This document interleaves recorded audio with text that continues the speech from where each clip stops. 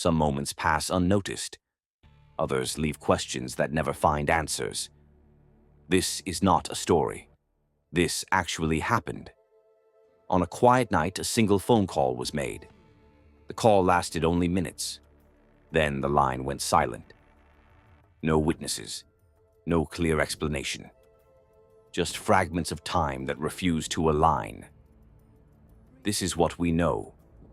This is NOXA. It was May 2008.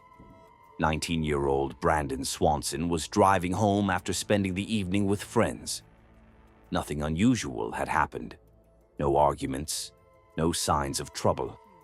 The roads were quiet, rural, dark. An area Brandon knew but not well enough to navigate without light. It was late. There were no street lights, no nearby houses. Just empty fields and narrow roads stretching into the dark. This was not a dangerous place, and Brandon had no reason to believe the night would end any differently. Later that night, Brandon began driving home. It was dark. The roads were narrow and poorly lit. At some point, his car left the road and slid into a ditch. The vehicle was not badly damaged.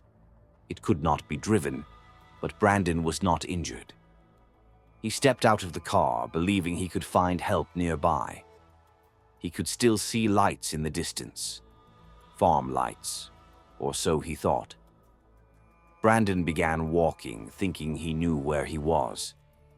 But in the darkness, distance became impossible to judge, and direction became uncertain. Unable to move the car, Brandon called his parents. They answered right away. He told them he had gone off the road, but that he was not hurt. Brandon believed he knew where he was.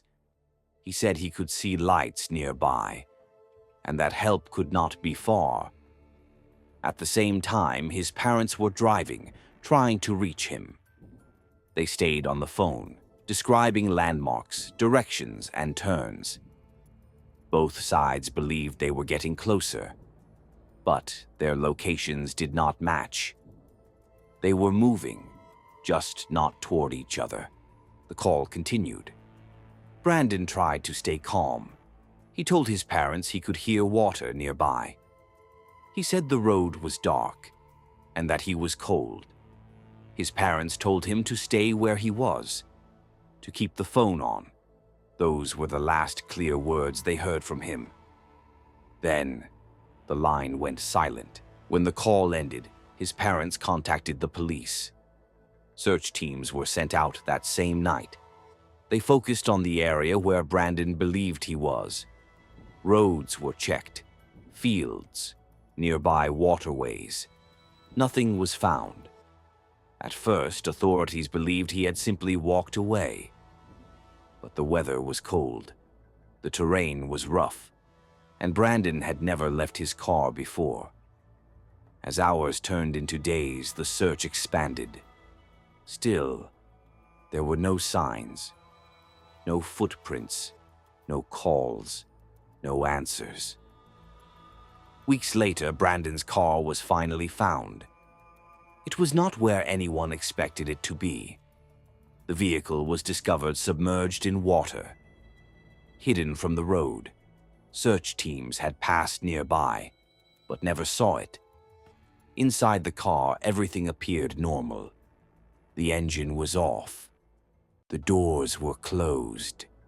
There were no signs of a struggle. No evidence to explain why Brandon had left the vehicle.